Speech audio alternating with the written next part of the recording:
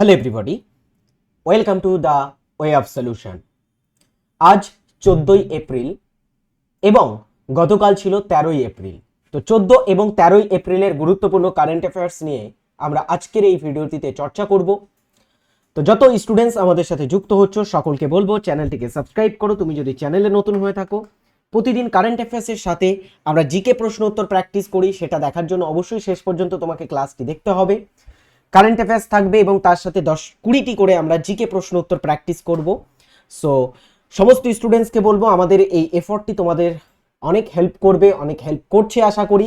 তো তার জন্য do like and subscribe this channel. চলো আমরা শুরু করছি আজকের আমাদের কারেন্ট অ্যাফেয়ার্সের পর্ব। প্রথম আমরা একটা দুঃখজনক ঘটনা এবং দুঃখজনক একটা কারেন্ট অ্যাফেয়ার্স দিয়েই শুরু করব। সম্প্রতি প্রয়াত হয়েছেন আশা ভোসলে। তিনি কোন ক্ষেত্রের সাথে যুক্ত ছিলেন?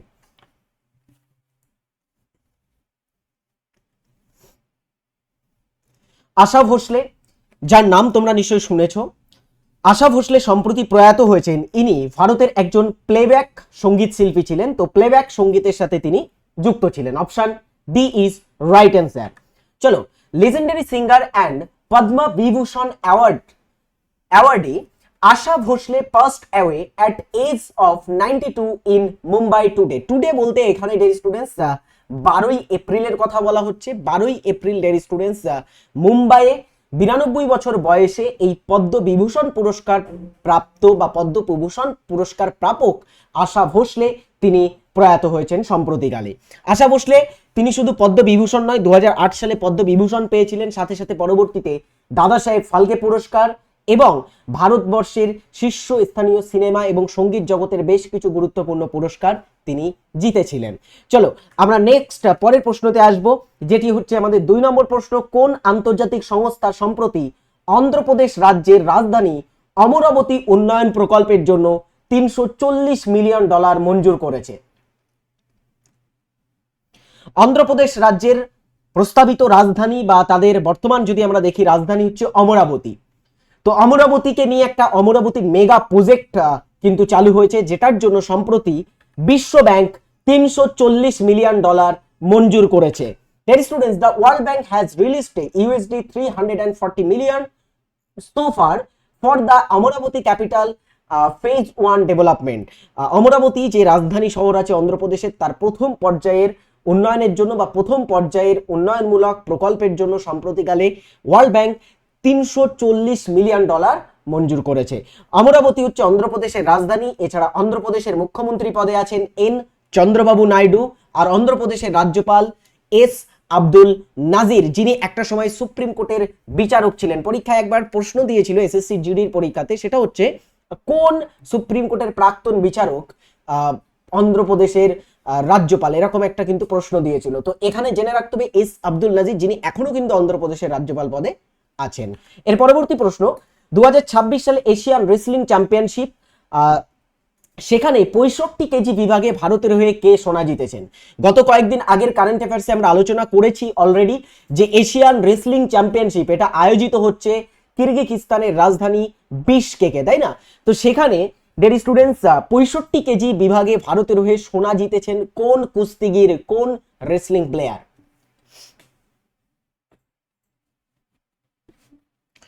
3 নম্বর প্রশ্নের ক্ষেত্রে সঠিক উত্তর হবে Sujit Kalkal. Sujit Kalkal 65 kg and Abhimanyu Mandwal 70 kg অর্থাৎ 70 কেজি বিভাগে won India's first gold medal at the Asian wrestling championship 2026। তারা দুজনেই কিন্তু আমরা দেখব এশিয়ান রেসলিং চ্যাম্পিয়নশিপে গোল্ড মেডেল জিতেছে, অ্যান্ড দুজন দুটো আলাদা আলাদা ক্যাটাগরিতে। সুজিত জিতেছে কোন ক্যাটাগরিতে? 65 কেজি অর্থাৎ 65 কেজির বিভাগে, আর অভিমন্যু মান্ডওয়াল তিনি জিতেছেন ডিয়ার স্টুডেন্টস 70 কেজির বিভাগে। বোথ দুজনেই গোল্ড মেডেল জিতেছেন। চলো এর পরের প্রশ্ন এটি, 2026 সালের 10ই এপ্রিল সংবিধানের সিন্ধি সংস্করণ কে প্রকাশ করেছে? আমরা এই প্রশ্নটা সঠিক উত্তর করব। সিন্ধি তোমরা নিশ্চয়ই জানো, এটা আমাদের ভারতের সংবিধানের 8ম তফসিলের অন্তর্ভুক্ত একটা ভাষা। ভারতের সংবিধানের 8ম তফসিলে 22টি ভাষা আছে, তার ভিতরে একটি হচ্ছে সিন্ধি ভাষা। প্রতি বছর 10ই এপ্রিল, এই যে 10ই এপ্রিল দিনটার কথা বলা হচ্ছে, এই 10ই এপ্রিল পালন করা হয়ে থাকে সিন্ধি দিবস। সিন্ধি ভাষার দিবস বা সিন্ধি দিবস কোন দিনে পালন করা হয়? 10 এপ্রিল। তো সেই সিন্ধি ভাষা দিবস উপলক্ষে সম্প্রতি আমরা দেখব প্রকাশ করা হয়েছে একটি সংবিধানের সংস্করণ। সেটা প্রকাশ করেছেন ভারতের উপরাষ্ট্রপতি। কে ভারতের বর্তমান উপরাষ্ট্রপতি? সি পি রাধাকৃষ্ণান, তাই না? সো তিনি এটা প্রকাশ করেছেন সম্প্রতিকালে। চলো আমরা একটু ডিটেলস দেখব কি বলা হচ্ছে।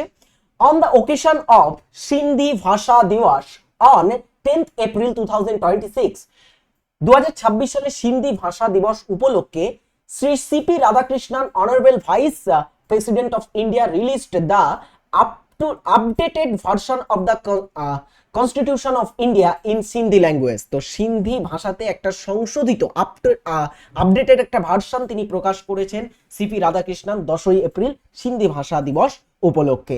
নেক্সট প্রশ্ন এটা। নেক্সট আমাদের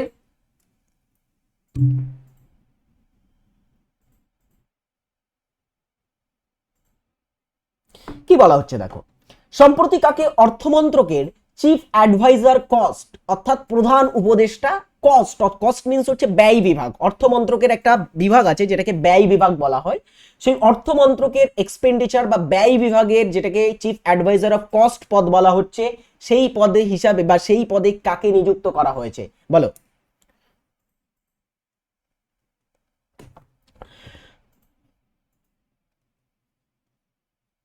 পাঁচ নম্বর কারেন্ট অ্যাফেয়ার্স আমাদের, এই কারেন্ট অ্যাফেয়ার্স বা আজকের এই প্রশ্নটার সঠিক উত্তর হচ্ছে আনন্দ কুমার পাল, সংক্ষেপে এ কে পাল। তিনি চিফ অ্যাডভাইজার কস্ট হিসাবে সম্প্রতি নিযুক্ত হয়েছেন। দেখো, Shri Anand Kumar Pal assumes charge as chief adviser cost in the department of expenditure ministry of finance. ওই যে বলছিলাম ভারতের ফাইন্যান্স মিনিস্ট্রি বা অর্থ মন্ত্রকের একটা ব্যয় বিভাগ বলে একটা বিভাগ আছে, সেখানে চিফ অ্যাডভাইজার কস্ট বলে এই পদে নিযুক্ত হয়েছেন সম্প্রতি আনন্দ কুমার পাল। যেহেতু এটা সরকারি একটা পদ, so very very very important, আমাদের এটা থেকে সমস্ত ধরনের পরীক্ষায় কিন্তু প্রশ্ন আসতে পারে।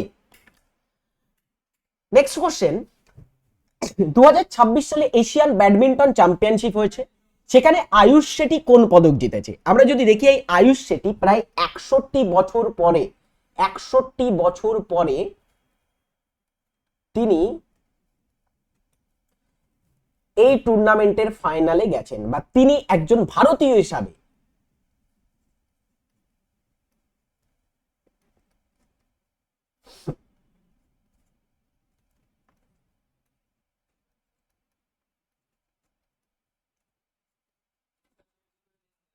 চলো এটার উত্তর কি হবে? প্রায় 61 বছর পরে আয়ুষ শেঠি তিনি ভারতের হয়ে এই যে এশিয়ান ব্যাডমিন্টন চ্যাম্পিয়নশিপ তার ফাইনালে কিন্তু পৌঁছেছেন। আর আয়ুষ শেঠি সম্প্রতি ফাইনালে গিয়ে রৌপ্য পদক জিতেছে, তাকে রূপো নিয়েই কিন্তু ক্ষান্ত থাকতে হয়েছে। যেহেতু আমরা যদি দেখি ফাইনালে তিনি সি ইউকি বলে একজনের কাছে কিন্তু হেরে গেছেন, ঠিক আছে? সি ইউকি বলে একজন চাইনিজ বা চাইনার একজন প্লেয়ার, চীন দেশের একজন প্লেয়ার, ব্যাডমিন্টন তারকা, তার কাছে তিনি হেরে গেছেন ফাইনালে। তো বলা হচ্ছে India's Ayush Shetty secured silver medal in the badminton Asia championship in Ningbo, China. Ningbo হচ্ছে একটা শহর, যেটা চায়নার একটা শহর, সেখানে এটা অনুষ্ঠিত হয়েছে এশিয়ান ব্যাডমিন্টন চ্যাম্পিয়নশিপ। সেখানে তিনি সি ইউকির কাছে ফাইনালে হেরে গেছেন এবং ডের স্টুডেন্টস তাকে রূপও নিয়েই ক্ষান্ত থাকতে হয়েছে। তো 61 বছর পরে আমরা বলতে পারি ভারত একটা কিন্তু ফাইনালে পদক জিতেছে, সেটা হচ্ছে রূপো পদক এই এশিয়ান ব্যাডমিন্টন চ্যাম্পিয়নশিপের। ওকে, নেক্সট এটা 2026 সালে সম্পন্ন হওয়া ড্যাশ মিশনের মাধ্যমে 50 বছর পর মানুষ আবারও চাঁদের কক্ষপথ প্রদক্ষিণ করে পৃথিবীতে ফিরল।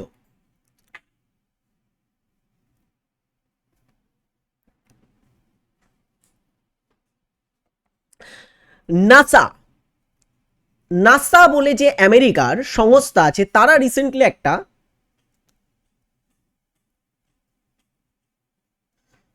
একটা মিশন লঞ্চ করেছে চাঁদের কক্ষপথে যাওয়ার জন্য, এবং সেই মিশনটি হচ্ছে আর্টেমিস 2 মিশন। অলরেডি আমরা এটা নিয়ে আলোচনা করেছি। এই আর্টেমিস 2 মিশনে 4 জন কিন্তু ক্রু মেম্বার বা 4 জন অ্যাস্ট্রোনট ছিল, যার মধ্যে ইনক্লুডিং 1 ওমেন, একজন মহিলা ছিল, যাদেরকে নিয়ে তারা চাঁদের কক্ষপথে পৌঁছায়। সেখান থেকে সম্প্রতিকালে আমরা দেখব তারা ফেরত এসেছে পৃথিবীতে। দেখো, the first astronauts to travel to the moon in more than half a century are back on Earth after a record-setting mission aboard NASA's Artemis 2 test flight. তো নাসার যে আর্টেমিস 2 বলে এই মিশনটা ছিল, সেটা 50 বছর পরে কিন্তু একটা রেকর্ড গড়েছে, একটা কৃতিত্ব গড়েছে, হ্যাঁ, চাঁদের কক্ষপথে যাওয়ার বা চাঁদকে কিন্তু কাছ থেকে পর্যবেক্ষণ করার, ঠিক আছে। এবং তারা সম্প্রতি পৃথিবীতে ফেরতও কিন্তু এসেছে। 4জন অ্যাস্ট্রোনট, 4জনেই কিন্তু একদমই ভালোভাবে তারা সেখানে প্রদক্ষিণ করে ফেরত এসেছে আমাদের পৃথিবীতে। তো ওয়ান অফ দ্য, আমরা যদি বলি রিসেন্ট টাইমে একটা খুব বড় অ্যাচিভমেন্ট এই নাসার দ্বারা আর্টেমিস 2 মিশনটা।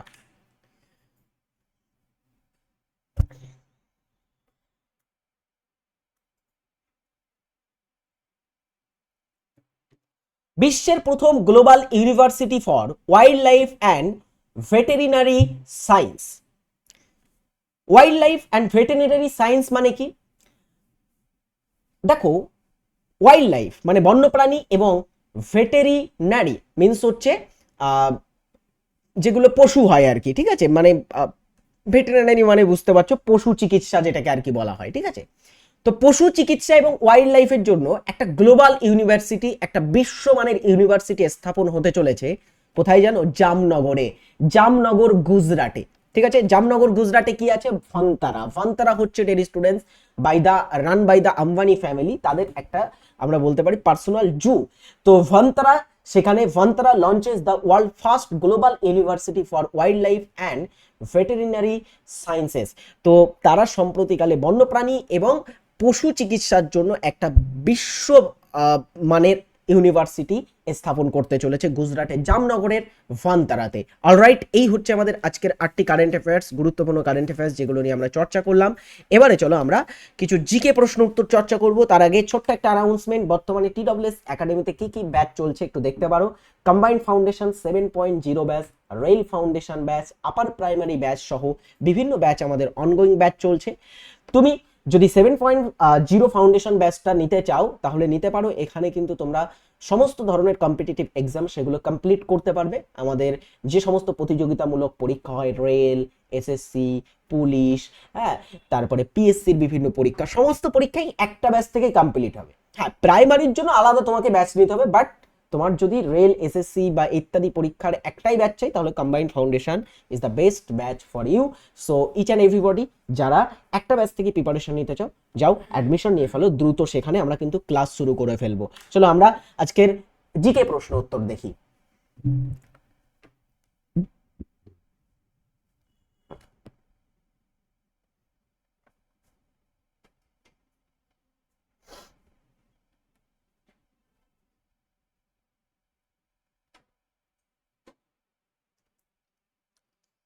একটি ব্যাংকের জন্য প্রধান আর্থিক ঋণ হলো তার কি?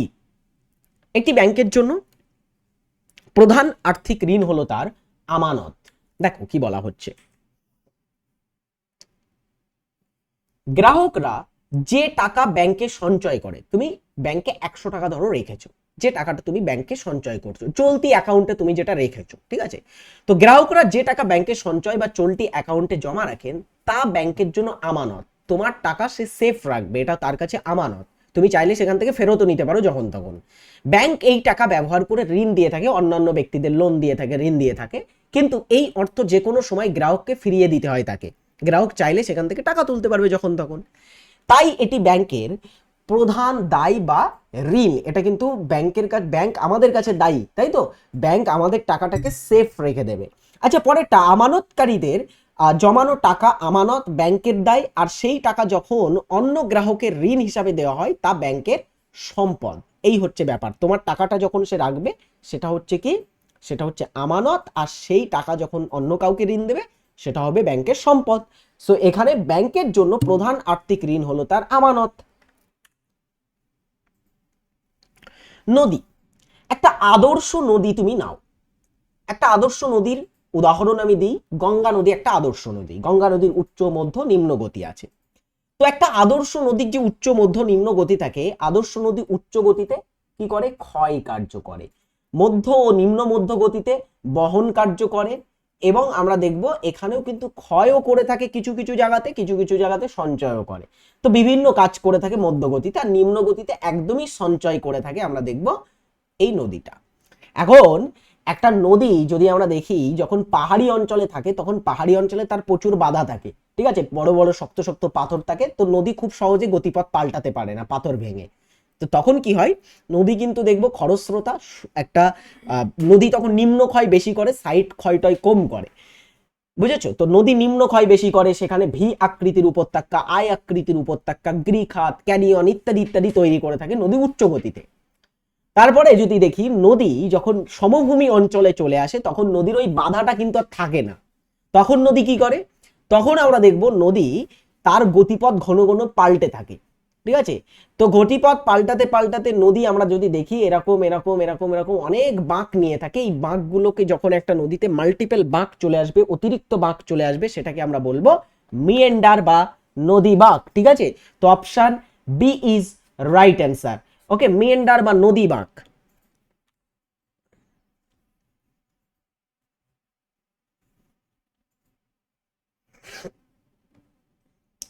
ক্লাউডিয়া শেনবাউম কোন দেশের প্রথম মহিলা প্রধানমন্ত্রী?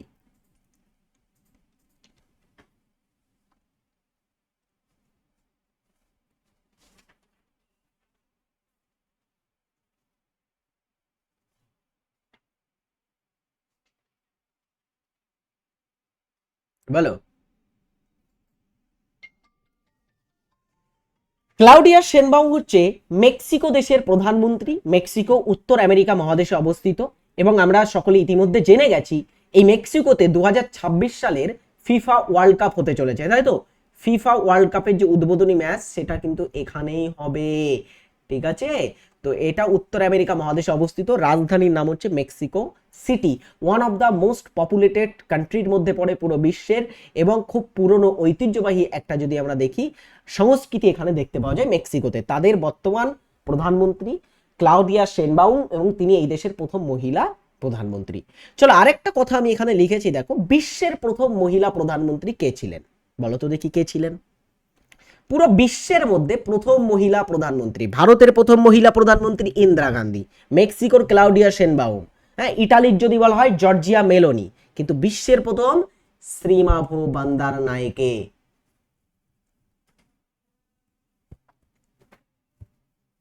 কে এই শ্রীমাভো বন্দার নায়েকে? ইনি ছিলেন ডেয়ার স্টুডেন্টস যে দেশের প্রধানমন্ত্রী সেটা হচ্ছে শ্রীলঙ্কা। তো শ্রীলঙ্কা দেশের প্রধানমন্ত্রী তিনি ছিলেন। সোমপ্রকাশ সংবাদপত্র কে চালু করেন? বাংলার প্রথম বা বাংলা ভাষায় প্রকাশিত, বাংলা ভাষায় প্রকাশিত প্রথম আমরা যদি দেখি রাজনৈতিক সংবাদপত্র এটা,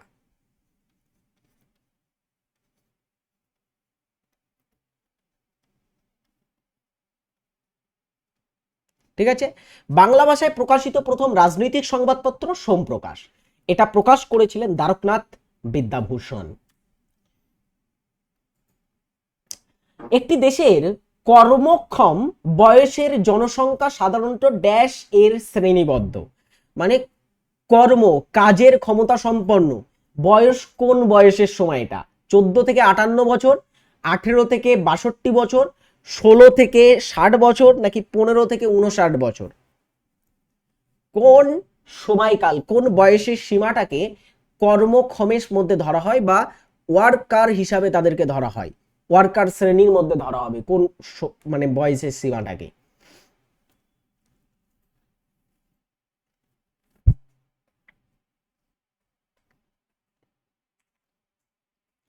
দেখো ওয়ার্কার শ্রেণীর মধ্যে ধরা হবে এখানে 15 থেকে 59 বছর বয়সের সময়টাকে, ঠিক আছে। Option D is right answer. ভারতের আয়তন অনুযায়ী পৃথিবীতে স্থান কত? আয়তন অনুযায়ী আমাদের ভারতের স্থান পৃথিবীর মধ্যে কততম?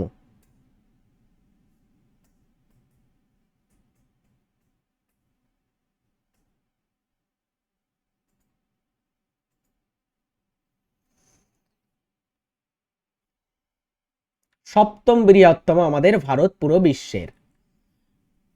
নেক্সট,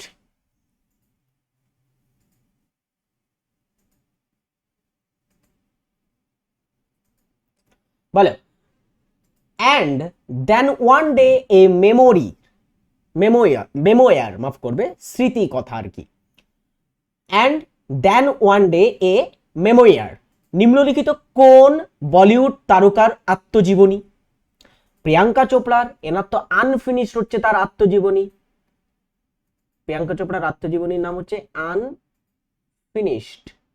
হ্যাঁ, করণ জোহরের আত্মজীবনী হচ্ছে এ এ আনসুইটেবল বয়।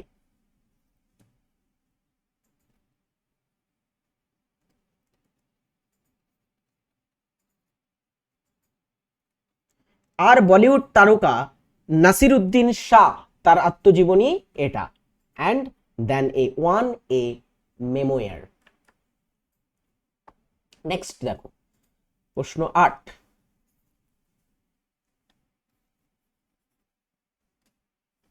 ভারতীয় সংবিধানে নিম্নের কোন অনুচ্ছেদটি নাগরিকদের জন্য একই প্রকার দেওয়ানি সংহিতা বা uniform civil code for the citizen এর সাথে সম্পর্কিত, যেটাকে আমরা সংক্ষেপে ইউসিসি বলেছি। ইউসিসি সম্পর্কিত হচ্ছে 44 নম্বর ধারার সাথে, ডিপিএসপির ভিতরে এটা আসে। নিম্নলিখিত কোনটি সমযোজী যৌগ?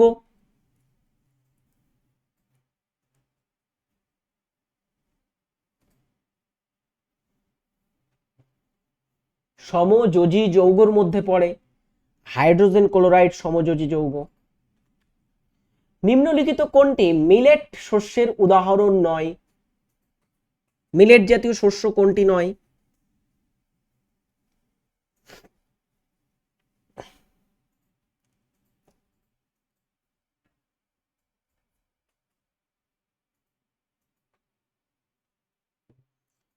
মিলেট শস্য ডিয়ার স্টুডেন্টস এর ভিতরে গম নয়, তাই তো? গম একটা দানা শস্যের মধ্যে পড়ে, এটা মিলেট জাতীয় শস্যের মধ্যে পড়ে না। ঠিক আছে, এটা খাদ্য ফসল এক কথায় বলতে গেলে, খাদ্য ফসল, প্রধান খাদ্য ফসল। আর যেগুলো সেকেন্ডারি খাদ্য ফসল হয় সেগুলো মিলেট জাতীয় খাদ্যের মধ্যে পড়ে, যেমন জোয়ার, বাজরা, রাগি। কে মৌর্য সাম্রাজ্যের প্রতিষ্ঠা করেন? কমেন্ট বক্সে জানাবে, এটা তোমাদের বাড়ির কাজ দেওয়া রইল। নিউক্লিয়াস ও সাইটোপ্লাজম থেকে পৃথক হয়, নিউক্লিয়াস সাইটোপ্লাজম থেকে কি দ্বারা পৃথক হয়ে থাকে? সাইটোপ্লাজম কোষের ভিতরে থাকা তরল পদার্থকে আমরা বলছি, এর ভিতরে কোষের নিউক্লিয়াস থাকে। তো নিউক্লিয়াস সাইটোপ্লাজম থেকে পৃথক হবে নিউক্লিয় ঝিল্লি বা নিউক্লিয়াস মেমব্রেন দ্বারা, তাই তো? নিউক্লিয় মেমব্রেন দ্বারা। অর্থশাস্ত্র কার লেখা? বিখ্যাত বই অর্থশাস্ত্র।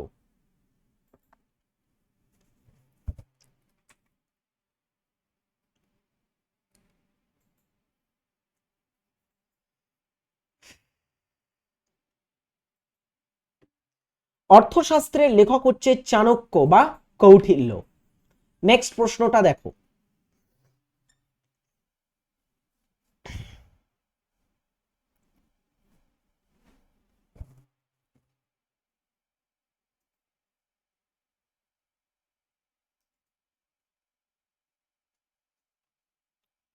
একটু বড় কোশ্চেন আছে, ওইগুলো পড়ো, পড়ে উত্তর করো। নিচের জোড়গুলি বিবেচনা করুন। দেখো কিছু উপজাতির নাম দেওয়া আছে একদিকে, আবার একদিকে কিছু রাজ্যের নাম দেওয়া আছে। তো অ্যাকচুয়ালি বোঝাতে চাইছে যে কোন রাজ্যের সাথে কোন উপজাতি মিলছে।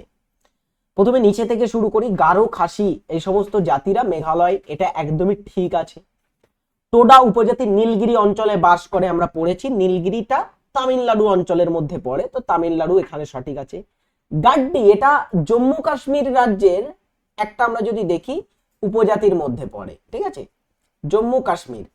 বাট এটা জম্মু কাশ্মীরের সাথে সাথে হিমাচল প্রদেশেরও উপজাতি, মানে এটাও কিন্তু ঠিক আছে। জম্মু কাশ্মীর থাকলেও ঠিক হতো, হিমাচল প্রদেশ থাকলেও ঠিক। এটা মানে আমরা যদি বলি উপরের কতগুলি জোড়া সঠিকভাবে মেলানো হয়েছে, কেবল একটি, কেবল দুটি, নাকি তিনটেই সঠিক, নাকি কোনোটিই নয়?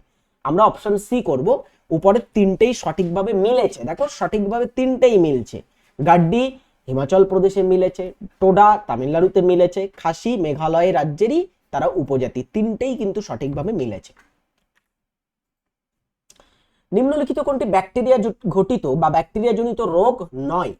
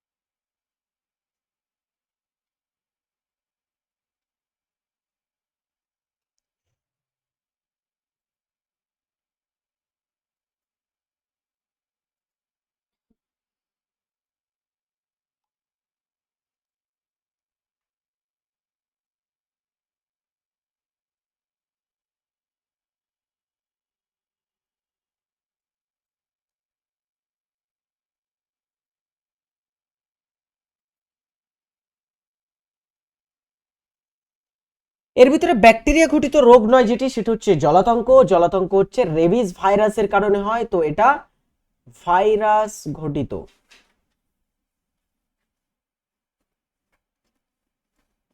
রোগের মধ্যে পড়ে।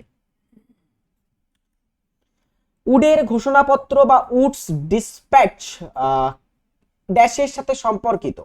উডের ডিসপ্যাচ কিসের সাথে সম্পর্কিত? চার্লস উড এটা প্রকাশ করেছিলেন।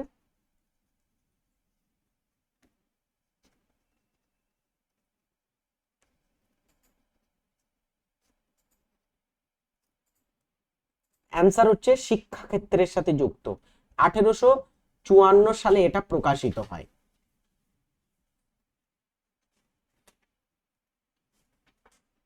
ঠিক আছে, 1854-তে প্রকাশিত হয়। এটাকে শিক্ষাক্ষেত্রে ম্যাগনা কার্টা বলা হয়। শিক্ষাক্ষেত্রে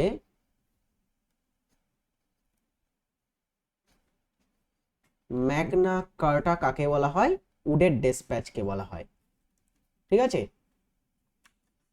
পৃথিবীর ক্ষুদ্রতম মহাসাগর কোনটি? বৃহত্তম তো আমরা জানি, বৃহত্তম হচ্ছে প্রশান্ত মহাসাগর বৃহত্তম। এবারে খুঁজে বার করো সব থেকে ক্ষুদ্রতম মহাসাগর কোনটি।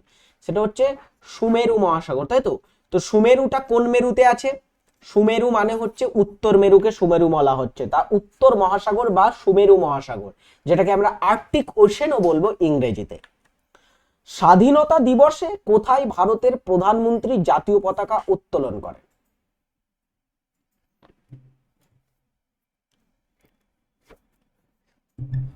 ভারতের স্বাধীনতা দিবসে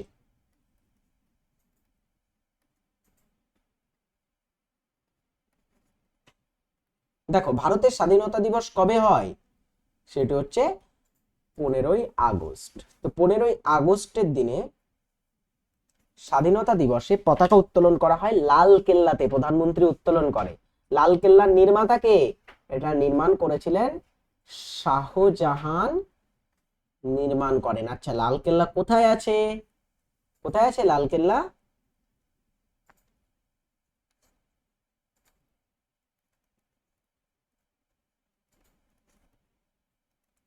লাল কেল্লা কোথায় আছে? দিল্লিতে আছে, তাই না?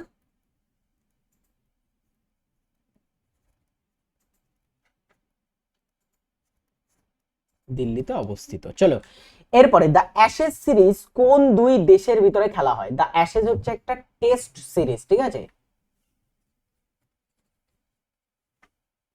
টেস্ট সিরিজ, ঠিক আছে, টেস্ট ক্রিকেট খেলা। তো এটা কাদের মধ্যে হয়? অ্যাশেজ সিরিজ হয় অস্ট্রেলিয়া এবং ইংল্যান্ডের মধ্যে খেলা। Australia England, option C right answer. Voice of India সংবাদপত্রটি কে প্রকাশ করেন বা করেছিলেন? ভয়েস অফ ইন্ডিয়া সংবাদপত্রটির প্রকাশক ছিলেন দাদাভাই নওরোজি। ভারতবর্ষের বর্তমান কেন্দ্রীয় প্রতিরক্ষা মন্ত্রীকে, ডিফেন্স মিনিস্ট্রির দায়িত্বে কে আছেন? পীযূষ গোয়েল, তিনি বাণিজ্য অর্থাৎ ট্রেড অ্যান্ড কমার্স মিনিস্ট্রির পদে আছেন ভারতবর্ষের। আর তারপরে হচ্ছে কি শিল্প বাণিজ্য মন্ত্রক, শিল্প ও বাণিজ্য মন্ত্রকের দায়িত্বে আছেন পীযূষ গোয়েল, ঠিক আছে? আচ্ছা, নেক্সট হচ্ছে নির্মলা সীতারামন অর্থমন্ত্রী, এস জয়শঙ্কর বিদেশ মন্ত্রী, রাজনাথ সিং প্রতিরক্ষা মন্ত্রী। Option D right answer. এই ছিল আজকের আমাদের গুরুত্বপূর্ণ কারেন্ট অ্যাফেয়ার্স এবং জিকে প্রশ্নের পর্ব। চলো আজকের মতো এখানেই শেষ করব। নেক্সট পর্বে তোমাদের সাথে দেখা হবে। ততক্ষণের জন্য টেক কেয়ার, টাটা।